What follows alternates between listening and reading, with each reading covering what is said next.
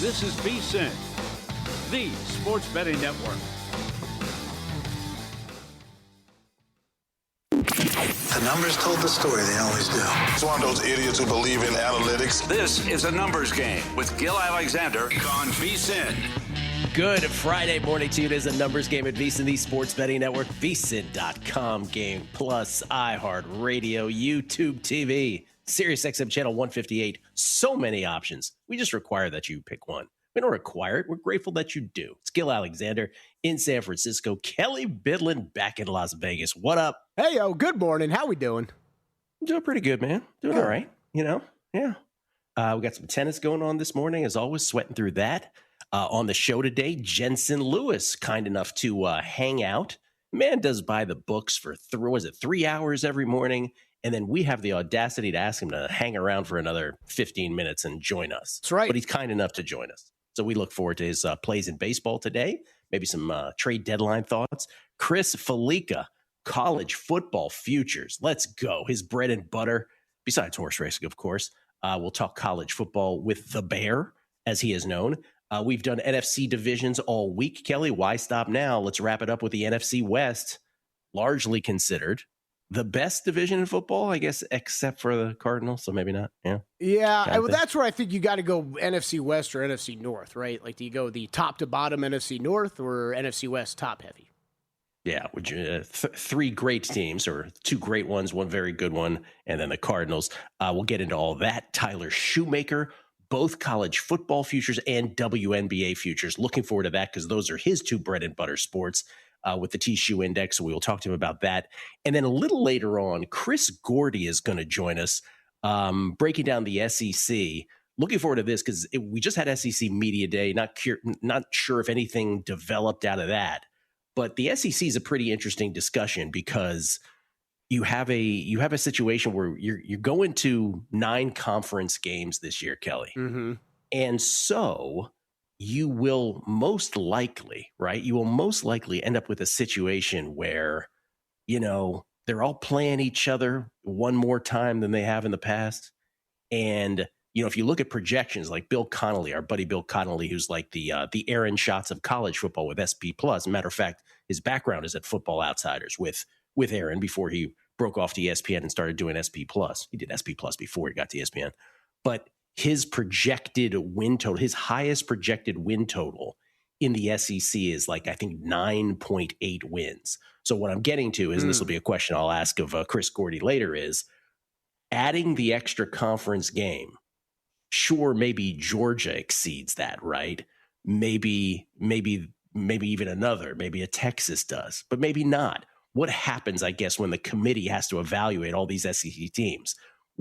Sure, they'll get to a lot of bowl games, but what will it impact one or two or three of them when it comes to the actual playoffs themselves? Yeah, It'll be interesting. Yeah, that very interesting. I'm also kind of obsessed with the Arch Manning conversation at this point, Gil. I mean, like, I feel like I've heard in this offseason that, like, Arch Manning is still live to go, like, first overall in next year's draft, and that he's also could be out of the first round. So I'm really interested to see how that develops this season. Arch Manning, it's funny because I guess the takeaway, if you ask the average person, like if I asked my buddy Tommy in DC, I go, hey, what do you think about Arch Manning? He's like, it really hasn't lived up to the hype, right? That would probably be his knee-jerk reaction. Arch Manning, best QBR in college football from November on last year, but also, like, when he rolls out, the most inaccurate quarterback you'll ever see. Yeah. So, which is just really weird, right? It also, like, how much? No, it is. It absolutely is. And I'm really looking forward to this college football season. A couple of these top quarterbacks to see how they progress through the season, right? And then we always got to play the game at the end, Gil. How much does the Manning name matter, right? And I think it's going to matter to some NFL teams. Yeah. Can't argue with the pedigree. That's for sure. The greatest pedigree there is. With father, or I should say with grandfather, with father, with uncle, or I should say with grandfather and two uncles, I should say, because that's Cooper's son. Okay. Hey, Cooper played high school ball, right? It was Cooper like a wide receiver or something, yeah. That's right. Okay, tennis. There were 5 plays for subscribers, vsin.com/picks. One of them is a cancellation.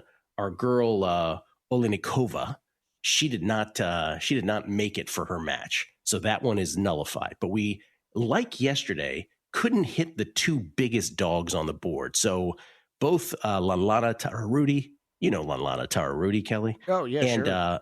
And Alina Haraeva, plus 171 dogs, plus 151 dogs. They both lost to start the overnight. So we're left with two. Meyer Sharif, if you remember, won a tournament last year. She beat Paula Badosa in the final, but the way that the final went was it was 6-4 for love. We were on Sharif as a big dog, and then Badosa took her toys and went home because God forbid she lets us have a win against her. So they're facing each other now the next week. This is, I believe, the quarterfinals of a tournament in Hamburg, Germany. And we're in a third set. Our girl Maya Sharif, who we backed again, is up a break early in the third set, 2-1. She's a plus 133 dog, so hopefully we get that one home. And then the only one remaining, for those who are interested in playing later on, a little pre-flop, is on the men's side, Roman Andres Buruchaga once again. Buruchaga. I have probably fight this feeling deep in. Okay, sorry. No, it's all right. Please continue. I love that you're betting Buruchaga again. It's fantastic. I'm just glad I got to do that one more time. I've probably backed this dude like 5 times in the last 2 weeks. Yes. I think we're like, I think that's what we're up to. Yeah. And he's always a dog, right? He's an underdog every single time. It's one of these really interesting situations where a dude with spectacular numbers on a surface, his on clay, keeps getting, in my opinion, it's been corroborated by the results so far, keeps getting no love in the actual betting market. So we'll do it again. Buruchaga at plus 117 is the play a little later on. That's not for a couple hours. How's the golf looking, sir? The 3M Open. Fantastic. Let's see. We've got Mr. Ben Coles out there right now. 12 under par, 3-shot lead over one Gary Woodland at the 3M Open, second round action. Ben Coles through 9. I had 66-1 on him to be first round leader yesterday, Gil, so that was a nice little way to get this tournament started. Yeah. Come on. Continue the roller coaster ride of golf over the past 4 weeks, man. It has been wild. It has been very profitable, but man, it has been wild. Reminder, Ben Coles, the same guy who helped me get Chris Goddard across the finish line 4 tournaments ago, the John Deere Classic. They were tied with Ben Coles on the 18th, and he just put it in the water, basically to give Goddard the win. Remember, I owe you a fruit basket, Gil Alexander. I owe Ben Coles a big-time fruit basket already, and hopefully he just keeps this up and goes wire to wire this weekend. That would be great. What do you owe me the fruit basket for? No, I owe Ben Coles the fruit basket because he's first-round leader yesterday, and then he was the one guy in Chris Goddard's way 4 weeks ago when I cashed on him, and he hit in the water and got out of the way. Oh, okay. I heard that wrong. My apologies. All right, but congratulations on the 66-1. You're being kind of nonchalant about that. Well done. Yeah, it was nice. It was nice. Thanks, man. So it was a nice little sweat yesterday afternoon down the stretch. And then, of course, there's the Red Sox. The Red Sox resume their march on July tonight. A 3-game set at home at Fenway against the Toronto Blue Jays. Can't wait for this. Didn't the scoreboard though? You know, these teams are 3 back of the Red Sox. The Red Sox have 8 to play. They're 15-2. The Tigers and Brewers are both 3 wins back, 12-5, 12-7 now after the Tigers win over the Royals yesterday. Another 1-run win or a 1-run win, not another. They're only 2-1 this month and 1-run wins. But the Tigers and Brewers only have 7 games left. Then you see the Orioles, Diamondbacks, and Braves. The Diamondbacks showing up on the graphic now. But again, it's all the Red Sox have to do is go 5-3, and they're guaranteed victory. Everybody else in that scenario assumes that they go undefeated. So really, it's probably they only have to go 4-4 or 3-5. But things can happen. We don't want to count our count chickens before they're hatched. Just got to make it happen. Magic number is 5 for our Boston Red Sox, Kelly. Our Boston Red Sox. There we go, man. Let's go. You're going to be – I hope they make this easy on you and this isn't a sweat the entire next week. This might be the longest week of your life. Well, I mean, you know, the other way to look at it is because we have our silly little bet, right? It's not really silly. It's not really little. But the Red Sox, if you go back into the annals of baseball history, and I love doing that, I do, the greatest, you ever think about what's the greatest calendar month record? Because we just talked about in the time period that we've been making these bets. Great call. 2.5 years, that the Marlins last month was the best record of all of those 15 months of the 2 years before this and the first 3 of 2026. The Marlins, I think they were 20-6 in the end, something like that. Can't remember. I think 20-6. So go back, the best, the most wins ever in a month. And this goes back to when they were playing apparently double headers a lot during baseball. You have to go back to 1916. You remember the New York Giants of 1916, the New York baseball Giants. They were 29-5, but that's a different era of baseball. And they played 34 games. That doesn't count before Prohibition. Actually, they played 36. Somehow 2 were not recorded as a win or a loss. I have no idea what that's about. But if we're looking for what's the greatest winning percentage of any month in baseball history, it is the Cubs of 1906. So 2 years before they won that World Series that we always hearkened back to before they won it again in 2016, right? The Cubs of 1906 in August went 26-3. Went 26-3. I bring that up only to say that while we're concentrating on our bet, that if the Red Sox somehow win their last 8 games, these Red Sox will have the greatest month winning percentage-wise in the history of Major League Baseball. Let's go. Only 120 years back. Hey, stranger things have happened. But just letting you know how good this has been at 15-2. We'll come back. Jensen Lewis on Major League Baseball, his thoughts on the trade deadline, all his plays today. It's a numbers game at VSiN, the Sports Betting Network. You're here because you want an edge. That's what separates listeners from winners. But let's be real, mindset alone doesn't get bets home. Pros win because they've got the tools, the data, and the discipline. And now so can you. VSiN Pro gives you access to the same real-time insights the sharps use. No secrets, no fluff, just actionable info that moves markets. Tap the link and see why serious bettors are turning knowledge into profit with VSiN Pro.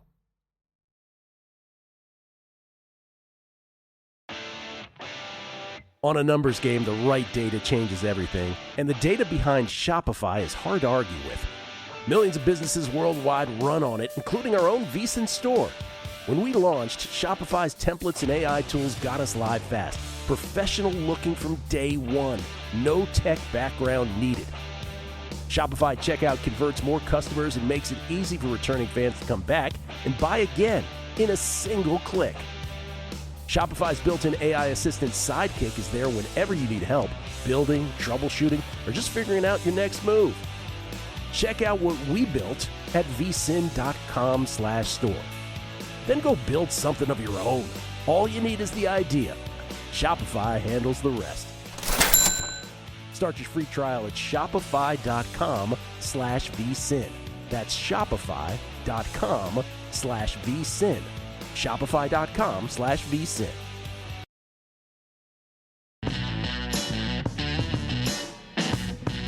A numbers game on VSiN, the Sports Betting Network. The NFL preseason is only a couple weeks away, and the smart money's already moving lines. Lock in our football special for just $175 before the price goes up next month.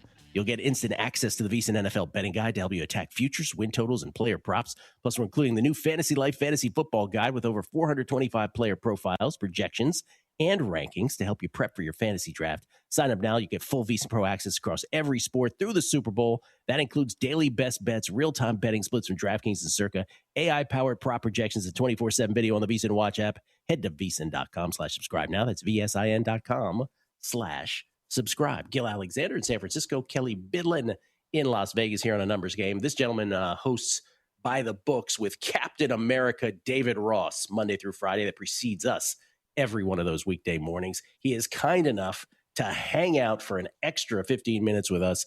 It's Jensen Lewis, everybody. How you doing, Jensen? Good to be with you, boys. Gil, I'm riding with you, man, cheering from afar on this most wins in July market, buddy. It's the hardest month to handicap because of the All-Star break, and, certain teams only have a game or more or game fewer. So I couldn't believe where the start of the month was, and then after the All-Star break to do what they did. Rooting you on, my friend. Very excited for that big ticket you got. Thank you. I appreciate it. What could, as they say, Jensen, what could go wrong, right? What could go wrong here with 8 games left? Right. I can't think of anything. I can't think of anything offhand. Real quick, people should know, because we gave a trivia question to Will Hill the other day about Bo Jackson, a question about rushing yards and which current NFL coach has more career rushing yards than Bo Jackson. And we stewed on that, or it totally rattled Will for his segments. You have totally rattled me, because you and Kelley just said that you guys went through the 5 Hall of Famers that have homered off you in your career. 5? Yes. Yeah, and I misspoke. There's only 4 that are currently in, but one that will be there pretty soon. The one that will be there pretty soon has 2 homers off me. Miguel Cabrera is the one, but the 4 current active Hall of Famers, Joe Mauer, which scuttled a shutout save opportunity that I had in Cleveland. Jim Thome, where I think NASA is still tracking the ball that he hit off me at Target Field. Derek Jeter, one of the cheapest opposite field home runs that I still think had a little fan interference to deal with it. And then Vladimir Guerrero Jr., which might have been the one where you just kind of turn around, Gil. This was a day, I was telling Kelley, it's a day game in Anaheim, getaway day. It's a changeup that was low and away, and I had kind of yanked it a little bit into the left-hander's batter's box, or so I thought. And Vladimir Guerrero just goes out and absolutely not only tattoos it, but hits it off the mountain there at Angel Stadium in left center field. And I just kind of looked and I was like, well, if you're going to give them up to the Hall of Famers. That's what they've been doing their entire career. So not bad. The only guys that have hit multiple home runs off me are Miggy and Jared Saltalamacchia, who for whatever reason is a perfect 4 for 4 with 2 homers and a double off of me. So he saw everything that I had. But that was kind of fun. Memory lane, just going there like, all right, the guys that were supposed to hit homers off you, they did. And so not bad looking back and seeing what we did there. I would just like to add that Jeter was one of my initial guesses, and Wyatt convinced me to take it off my list because he just wasn't powerful enough. Just wasn't powerful enough. By the way, I buried the headline. Wyatt Tomczyk joining us later to talk some NASCAR with us, for God's sakes. My apologies to Wyatt. Saltalamacchia owned you, Jensen. That's interesting. I think I would have gotten Jeter and Thome, but not Mauer or Guerrero. That's my hunch on that. Don't worry, it could be worse. The guys that were the best, and I'll throw it back to you. Kevin Youkilis, 7-14 lifetime, 5 for 7. Mark Teahan, 5 for 7. And I think all 5 of those hits came at Kauffman Stadium when he was a member of the Royals. So go figure. A-Rod, 0 for 4, I think with 3 punch outs. Big Papi, I believe, is 0 for 7 or 0 for 9 with a handful of 150-mile-an-hour exit velo lineouts. But, hey, an 0 for is an 0 for. Wow. So it's always fun going back and be like, oh, you know what? I actually kind of own that guy. So it was kind of fun. Flex on him, Jensen. Flex on him. I love that you were able to move on from the guys who got the best of you, if you know what I mean. Pretty easily, right? You're like Youkilis, 7 of 14. He's going to give him the advanced stats. Okay, real quick. So let's get these out of the way first. You have a lot of plays today. What's your biggest one? You have a big one above all. Yeah, I have 2 totals that I'm very, very keen on. The first is in PNC Park. 2 guys that have been going really well here, Gil. Cubs and Pirates. Matthew Boyd going to get the start for Chicago. 2 of his last 3 road starts has given up no runs whatsoever. And Jared Jones now has 3 straight starts where he's allowed 1 or 0 runs.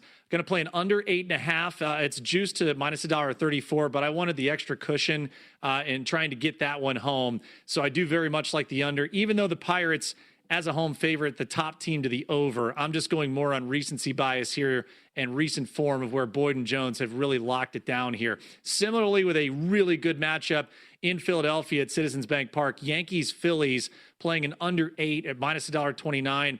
Cam Schlittler, Gill, and Kelley has not allowed more than 2 earned runs in a road start since April 12th at Tampa Bay. That spans 9 consecutive road starts, 2 earned runs or fewer. And then Jesus Luzardo, who's getting the ball here for Philadelphia, 3 of his last 4 home starts, he's given up 2 runs or fewer. I did play a little 2-unit on the Phillies alternate run line, guys, at -1 at plus $1.09. Philly is 27-16 straight up as a home favorite this year. I think it's lower scoring. I like a little 3-1 Phillies over the Yankees to get both those big bets home.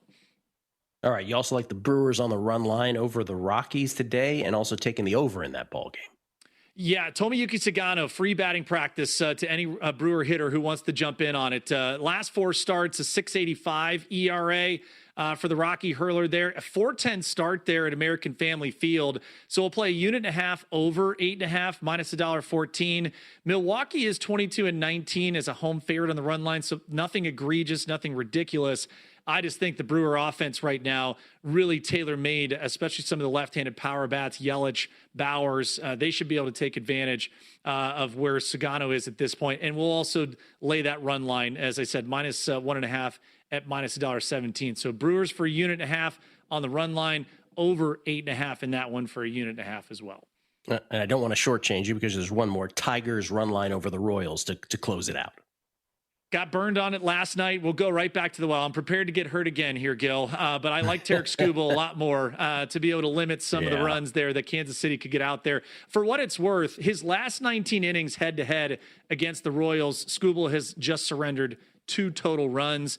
I think that this is a spot really where this Tiger offense, even in a comeback win last night, I think they get out early and often. They put this one away for good.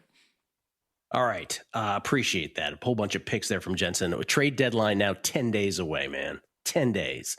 And we've been emphasizing this. I'm sure you and Dave have as well. We just don't know much. There are so many teams bunched up to that third wild card position that I'm not sure what front offices are willing to wave the white flag yet. What is your sense of what we do know? Who do you have a hunch will here? So because, and I know you'll have a rooting interest in this with the Red Sox welcoming in the Blue Jays later on tonight, I do think it's stick a fork time in Toronto. They are 6 games back of the wild card, but they will have starting pitching assets in both Kevin Gausman and Shane Bieber that I think they're going to want to offload, and I think they will get some very solid return on. So I think that's kind of where I draw the line. Toronto, the Athletics, the Royals, and the Angels for sure sellers in the American League at this point.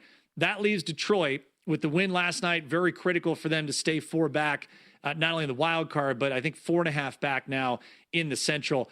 Gil, I think every GM that currently today, and I think even forecast a week later, if you're within 4 games with about 3 or 4 days before the deadline, I think you're going to give your team maximum runway to try and be in this as long as possible. So Detroit is kind of my chaos candidate A. If they're out of it, then that means Skubal's gone. But I would also look at Houston. Dana Brown is defiant to maybe a fault. Yes. That guy does not want to sell. And I don't blame him, but God, Josh Hader would look amazing in a bullpen of a contender. I just don't think Houston's going to sell to this point. So would Mason Miller. We're not sure if the Padres are going to sell in the National League either. All right, last thing, and I just want to harken back to something you said because you played at the highest level, so it's always interesting to pick your brain about this. You mentioned Schlittler and his performance on the road. Obviously, he's good everywhere, but particularly on the road. Is that a thing when we as handicappers and as media folks make a big deal over home road splits? Generally, is that really a thing, or is it largely not, and it just happens to be random?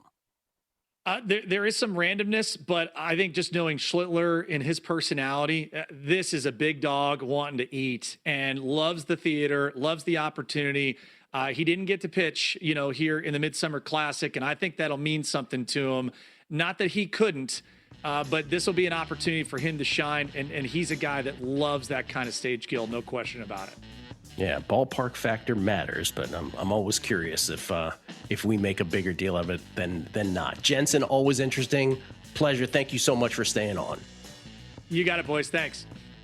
At JLew50, by the way, if you want to check out Jensen on Twitter, that's JLEW and the word 50 after that. Coming back, baseball awards, done or not done.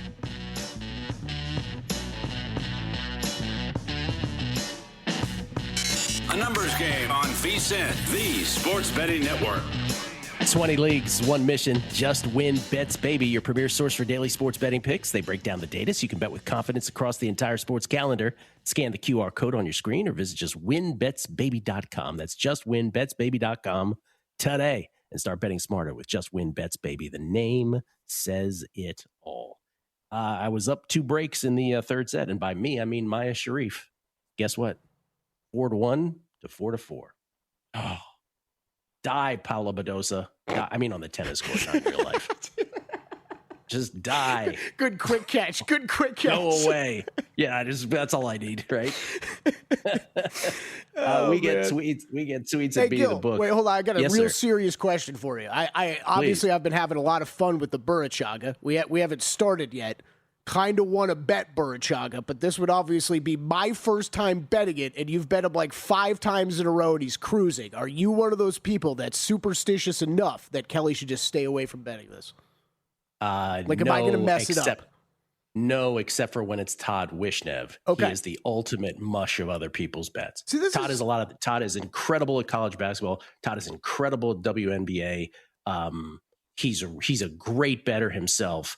But the last thing you want is for him to jump on your bets. Okay, good enough. See, I love the very truthful answer from you, Gil, because we talk about it all the time, right? And I know you know me, we are not the superstitious types, Nope. but all of us bettors, a little stitious, right? We're a little stitious. We're a little steal the Michael stitious. Scott line, yeah. Little stitious. Yeah, we're a little stitious. All right, even wait. Dr. Bob, by the way, like when he used to be on a college basketball heater, we'd go have salad up here at Blue Barn for like ridiculously overpriced, expensive salads up here in San Francisco. Yep. And I remember one day daring to sit in a different spot. And he was like, "Hey, what are you doing, man?" What are you doing? Leslie, That's not our table. It's not our table. Wait, what price did you get on Burachaga again? You had plus money, right? Plus money, plus 117. What is he now? Oh, this is swung big time. He is. I see minus 120s on him out there. There you go. It's your 37 cents of CLV. What could possibly happen that Yeah. All right. Maybe I'll stay away. This is the thing. Shop we had a match last week where we had like 40, 45 cents on Krejcikova too, and she ended up winning. But it was a gut check. It was tight. Barbora. She won. I always love to lean into that. We get tweets. Speedy the Book. New Jersey, New York. 1, great job by Kelley yesterday with Cole's first round leader. 2, without getting too into the weeds, if we were to look at Arch Manning without the name, you'd see a second-year starter with pedigree who closed the season having clearly adjusted. I think there's a solid chance he has a great 2026. I think that's fair. Yeah. I think that's fair. Patrick Kelley. Gil just wants to hear Kelley sing some Burachaga again before official vacation. Happy Friday, gentlemen. Thank you. Enright. Cooper Manning was a good college receiver for Ole Miss and suffered a neck injury, forcing him to quit. We took driver's ed for an elective, and he was hilarious. Yeah. Hashtag hottie toddy, by the way. He said, yeah, that was the Cooper Manning story. He did get the severe neck injury, and that was the end of his career. Brian Point Schaefer. We all heard it right, Gil. Kelley said, "You know how I owe you a fruit basket? Pay that man his fruit basket," in my Teddy KGB voice, he says. All right, I'm sorry. Altos, this is from... I'm not even going to say this because he's probably getting me something. This is from Montes85LT. He says, "Not to R&A the show, but Gil, you heard right. You're owed a fruit basket." Paul Nelson. Good morning, Gil and Kelley Bydlon. Happy Friday from an every day is Friday guy. The Chargers start the season with Arizona and the Raiders. Wouldn't it be prudent to wait until they're 2-0 to bet the under? Yes. In fact, we said that exact same thing earlier a few weeks back. Yeah. Yep. Tronsky, hey, Gil, you're starting off with SEC shooting itself in the foot. I don't know why Commissioner Sankey has to double down with his with this when the playoff committee clearly does not factor in strength of schedule as well as it could. This is setting up indeed for division and disappointment. Yeah, that's my first question later to Chris Gordy. Same thing. That's exactly what is going to happen. There's no doubt that's on the way. And then D Mill 3219, Gil, please stay another week in Cali. I'm fearing you might return to Vegas and mush that 80-1 shot. Great call by you, win or lose. Thanks. Hey, thank you. And I'm not coming back to Vegas next week. I'm letting the Red Sox win first. That we should be clear on. It's like 40 degrees warmer in Las Vegas than San Francisco right now. Wait, you just you just showed me 58. It's 58 right now. Jeez. Ish. Shout out to Matt Hicks. I think I guessed that on the number. Matt Hicks did. Yeah, he often does that back there. It's a little scary. There are times, by the way, 40 is not the record difference. There have been times where I have flown from 115 in Vegas to like 65 here. So 50 degrees is the record. Warmest place in the country, coldest place in the country. It's a beautiful thing. And by cold, I mean paradise. Sorry. Maya Sharif serving for the match. Okay, let's do a little bit of this because we talked about these MLB. Yeah. What's that? Done or What's not that? done yet? Game time. This is one of my favorite games. Time. We don't play enough. We don't play this enough. We don't play this enough. Done or not done? American League MVP, Yordan Alvarez, minus 350. I have been talking up Yordan Alvarez since he was in plus. I don't know about plus money. Yes, short plus money, then into short minus money, then into like the minus 175 range. And now he's minus 350. Yes. Unless he gets hurt, which is what everybody was anticipating, this is done. Ooh. It's done and it's been done. And I'm not really quite sure why people didn't get that this was done. They were so wrapped up in of course he's going to get hurt. By the way, it's Bobby Witt who ends up getting hurt. So you can never predict that kind of thing, obviously. But again, he leads in all the Triple Crown categories. And now he leads with margin, Kelly. And he leads in other categories like the slash lines of OBP and slugging, leads and hits. I mean, it is a complete landslide for Alvarez to the point now as we turn the calendar next week to August, then we will get into the discussion of how many more weeks do we have to go where even if he does get an injury, it won't matter. Ooh, okay. Right? We're not there yet, but unless he gets hurt, this is done. That's my answer. All right. NL MVP. Mr. Gill Alexander, Shohei Ohtani coming back to the pack a little bit. He is minus 550 now. Pete Crow Armstrong plus 380. Done or not done yet? NL MVP. I don't think this is done now. I don't. I think Will Hill said it best earlier in the week. Like there's too much going on with Shohei right now. Just in terms of his overall game, period, both pitching and hitting, where it's just like, I don't know if this is. Like, again, this is one of these things where you have to put your minds into the voters. There's a little bit of sort of psychology here, which is, okay, this guy can win the award every single year because he is unlike anything else we've ever seen, since Babe Ruth. So might that voter then say to themselves, I should be seizing on every opportunity where there is a reason not to vote for him. And this isn't Shohei's A game this year, right? This is just not peak Shohei at this point. So could he win still? Of course he could. Still the leader in the clubhouse and still justifiably so. But if this season, if the regular season sort of enters or sort of closes with a whimper by his standards, I don't know if voters don't think of another player to vote for. Problem is, I don't know who that player is, and that's why Will's recommendation was the field. Right. So I don't know if that's the problem, right? So he could still win this, but no one else is super emerging, if that makes sense. Yeah. I mean, there's plenty of places though you could bet no prices, like Will brought up the other day. I think that would be the way to go, absolutely, if you were looking to go against Shohei here. And Gil, I don't know. We bring this up all the time, a lot of the times, and I mean sometimes about other athletes, but Ohtani is the best example of what you were talking about with the voters. And I think it's worth bringing up. I don't know if me and you have just flat out said it before, but I believe in that. I do. I believe that has to be somewhere in the heads of every voter, just thinking that way. Because yes, it's. And I don't want to say that means automatically that's going to happen, but they at least have to think about that. Yes, I think they do. Because again, in the end, are you going to give him 10 MVPs? Right. Nobody else has a chance. Okay, one more here. NL Cy Young. Jacob Mizorowski down to minus 245. Then we have Christopher Sanchez 7-1, Zach Wheeler plus 750, and Chris Sale at 9-1 now. Gil, is this done or not done yet? It's not completely done if we don't know if Miz is okay, right? Physically. Because if he just if they pitch count him to death here or load manage him, by the way, winner, Sharif. Sorry, I was distracted. This is one of these things where if he gets load managed too much, right? If the pitch count is too severe here the rest of the way, because all they care about is the playoffs too, right? They're not unlike the Dodgers in that respect. Then I don't know that it's over. By numbers, right? Let's say he just if he were to stay the course, this is over in the same way that Alvarez is over for AL MVP, because the numbers, he leads in everything, everything that matters. But the injury problems make this not done at all. Yeah. All right. Burruchaga, the only remaining tennis play. Let's go. It's a little later on, but nice job on Maya Sharif. Has a nice little dog there to get us on the board today as we try to get a winning day with Burruchaga later. Coming back, Tyler Shoemaker, WNBA. We'll talk college football with him, college football with Chris Felica. It's a numbers game at VSiN, the Sports Betting Network.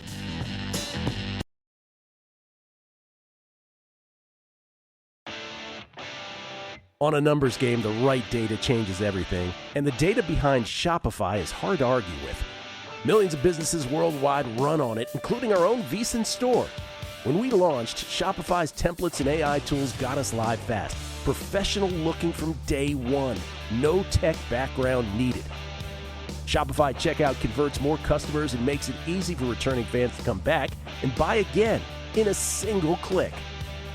Shopify's built-in AI assistant Sidekick is there whenever you need help, building, troubleshooting, or just figuring out your next move. Check out what we built at vsin.com/store. Then go build something of your own. All you need is the idea. Shopify handles the rest.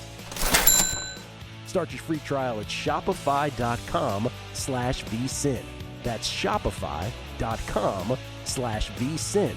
Shopify.com/vsin.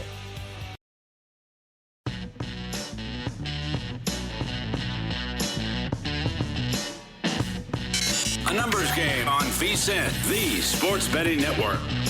Back on a numbers game, live from both San Francisco and Las Vegas. A show so big one city couldn't contain us, Kelly. That's what right. I'm going with. There you go. That's right. I'll be back there eventually. Yeah. Football's upon us. I won't be here for football. I promise you that.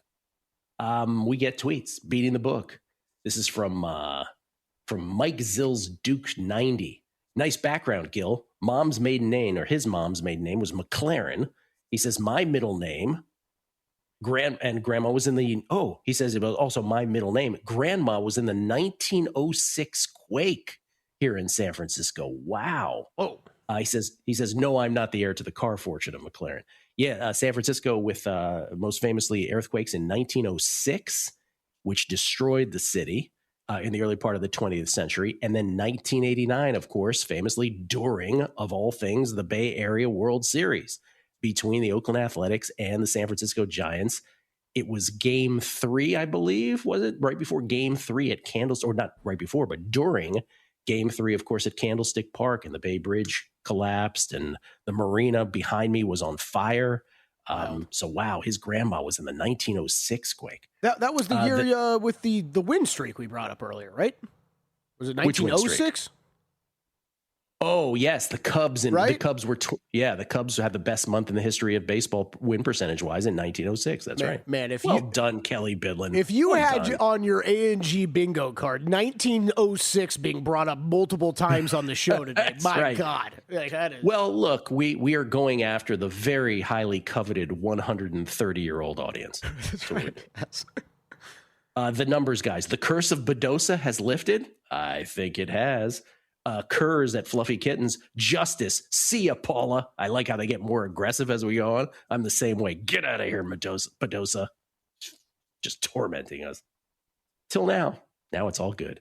Nemo, Ryan's voice. I'm also on the Brewers. Oh, this harkens back to yesterday. I'm glad Nemo is bringing this up. He goes, I'm also on the Brewers in the over 88.5. If there's 13 runs, do you think we'll get paid out, or do we need exactly 9? LOL. This for those who missed it, be careful where you bet it. This harkens back to yesterday when Crack was on with us, and Adam Burke, our buddy and our VSiN colleague, who is just does everything he does is great at VSiN. He's responsible for steering the ship for all of our betting guides, writes extensively on the website, managing editor of our website. He sent us this thing from his buddy who had made a bet at DraftKings predictions market where he had the over 8.5 in a ball game, the Padres game, a couple nights ago against the Braves. It ended up 7-6. I'll do the math for everybody again. 13 is, in fact, more than 8.5, I'm pretty sure. And then he got in this back, and they graded it a loser. He had the over 8.5, and there were 13 runs scored. And he got in this back and forth, which we read on air yesterday, which could only be AI, right? No human could be that ignorant or stupid, right? Man, he says, man, have you met some people these days? Yes, I have actually. Yes. I'm trying to be I don't kind. know. I'm not completely ruling that one out, Gil. I am not ruling that out. I mean, Well, people if should it's a- if it's read a- what they're saying, what they're writing and things like that, because it is just complete nonsensical madness. But yeah. If it's a human, it's even worse, right? If it's a human, it's worse. At least AI, you can be like, oh, it's just, they don't know what's happening. But yes, the whole, and they went back and forth. They doubled down on it. Which was, if you were going to win on 13, you would have had to have bet over 12.5. Exactly. So it's just, and as you pointed out very smartly, Kelley, because it's a prediction market, there is no state regulatory body to rule on such a thing. And I'll add to that the notion that the CFTC would ever rule on such a bit of minutia is ridiculous, right? So it just kind of goes into the ether. I don't know, man. I mean, and even more so, right, Gil? Like, it's not like, okay, maybe you have a problem with a bet at a casino or something, and it's, the easy way for them to clear it up is just the casino takes care of you somehow, right? Like, that's not happening. It's a prediction market. Like, the funds are going peer to peer. Like, there's nothing they can do in a prediction market like that. Yeah, you're not pulling it out of the other dude. Well, maybe you are. I don't know. Yeah. We've talked a lot NFL this week. We, of course, love our VSiN NFL betting guide, which we all participated in. We talked extensively about that through the summer. And, of course, this week it's been Aaron Schatz's week here on the show because he showed up on Monday talking about the FTN Almanac. And, by the way, let me just shout out Mike Tenier, who has been with him at Football Outsiders and now at FTN again. Mike Tenier's synopses, I should say, in that almanac are so wildly funny. Like I laugh out loud every time reading them. We'll get to the NFC West later. But our dude that we have sort of neglected is our buddy Cleve TA, who does such a great job previewing the NFL, does such a great job with awards. Are we getting Cleve on here at some point this summer? Yeah, I talked with him a little bit yesterday. He is wrapping up his guide now. Sounds like his full preview guide should be out sometime next week. So for anybody out there who's like me, that is a regular thing that you consume in the offseason, that should be expect sometime next week. And yeah, we'll get him on sometime when you get back, Gil. Sweet. Okay. Cleve does a great job with awards. So let's take Offensive Player of the Year, where he has put together the parameters of what has been the case in history. What are the parameters needed to maximize your chance of winning in betting these awards? For Offensive Player of the Year, Kelley, since 2000, Cleve tells us, 9 quarterbacks, 13 running backs, and 4 wideouts have won this award. However, the last 7 winners have all been skill position players. All 4 wideouts who have won have been within the past 7 years as pass rates have increased. And I will add, as some of the voters have just sort of decided this is the repository for best player outside of a quarterback. That just is sort of how they put this in their heads. He also tells us the last 16 winners made the playoffs and their teams won 10 or more games. So Offensive Players of the Year simply do not come from mediocre or bad teams. And of the 16 skill position winners since 2000, all were aged 28 or younger. Wow. When they entered the season, a rookie has never won this award. So you can't be a rookie. You can't be old. I forgot about that. Yeah. One. Can we stop on that one for a sec? Because how much does that register with you? Because I guess the way you can read, not much. Yeah, no, me either, right? Because I think the way to read beyond that or read through that is just guys, when is usually their peak years in the NFL, right? It's age 25, 26, 27 usually, right? I don't know that we're talking about, and it's usually not rookie for an award like this. So I think that makes sense, but it's still interesting to see written out. It is interesting. Do we have the odds, by the way, for Offensive Player of the Year? Yep, we for this year? Jahmyr Gibbs, again, 7-1, top of the board. Bijan Robinson plus 850. Jamar Chase plus 950. Puka Nacua 11-1, Christian McCaffrey 12-1, Justin Jefferson 14-1, Jackson Smith and Jigba 15-1, Saquon Barkley 16-1, everybody else 18-1 or longer. Oh my God. Could those odds be more accurate? I know. Like, that's exactly what they should be. Those guys, those are the suspects. And Jahmyr Gibbs at the shortest shot of that bunch, remember, no more David Montgomery. So this is the first year where the Lions are like, you're our guy, buddy. You're our bell cow. Let's not act like you're not anymore. Bydlon was a candidate for this. I thought he should have won it maybe last year. And then there's Jamar Chase now with the return of Joe Burrow. Puka's Puka, as long as he's not getting in trouble off the field. And there you go, Christian McCaffrey there every year. And Justin Jefferson and the reigning champ JSN and Saquon in case he has a bounce back. That whole first column, no one would surprise you. What's the worst bet on this page? Because I'm like kind of sitting here thinking, like you could make a case for almost every single one of these. The worst bet on this page is in the second column. And for some reason, I said CeeDee Lamb. Because to me, it will be, okay, even if he has a great season, it'll all be empty yards in the end. That's my thought. Yeah. That could be fair. I think there are some interesting long shots on here. Like the ones that, like, it's tough. I think all these awards are tough. We've kind of been going through these, right? Like, I don't remember. You and I love talking awards. I feel like I've usually got multiple bets at this point heading into a season, and I don't have a single one in awards markets yet. I do think that if you're higher than me, this would not be a bet for me, but if you're betting on Houston this year, you think this is that year where the defense is there and the offense comes along. Nico Collins at 35-1 is interesting. And I think the other one for me, I'm going to throw out two more, Gil. A.J. Brown. Like, I know it's been nothing but bad news around A.J. Brown for the last year, but he will do it, man. He will be the go-to wide receiver on New England. You're going to get 40-1 on an alpha wide receiver. Like, that's kind of interesting to me. And then I got one for you. Kind of similar situation. Terry McLaurin, 150-1? Wait a minute. What's happening? 150-1? Like we just talked about it the other day. Like, he's the only guy that we trust them to throw the ball to there. I'd bet him at 150 before I bet A.J. Brown at 40. Let's put it that way. Though I don't think either will win. What do you think will happen first? A.J. Brown wins Offensive Player of the Year, or I'll get that fruit basket you apparently owe me? What do you think happens first? A.J. Brown Offensive Player of the Year, but it better happen the next couple of years. All right. Getting old. Yeah, I think Jahmyr Gibbs is the correct short shot. And remember, these are all regular season awards. The playoffs do not matter on all these. Chris Felica, college football next. Let's do it on a numbers game here.